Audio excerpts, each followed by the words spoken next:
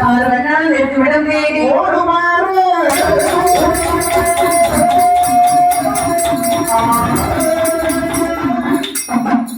பகவானுக்கு 12 அம்சம் உண்டு பாருங்கள். அது ஒரு அம்சம் எடுத்து ஓடி வருகின்றார். விடாமல் வெட்டி கொண்டு வருகின்றான். நல்ல வைப்பேன். சரி சிவனே போனாலும் போய் விட மாட்டேன்.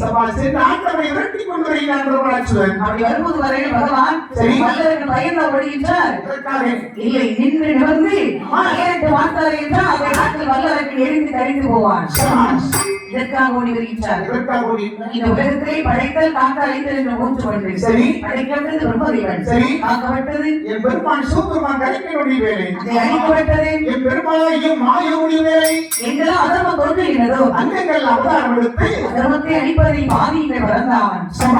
வரத்தை ஒடுப்பதோடு நாம் வேலை முடிந்து விட்டது. சரி அதற்கு அந்த இருக்க வேண்டும் என்று சொன்னால் அத்தால் நெடுமால் வர வேண்டும். சரி ஆபத்து நமக்கு நாம் அவரை தேடி செல்ல வேண்டும். நமக்கு ஒரு செயலாக வேண்டும் என்று சொன்னால் நாம்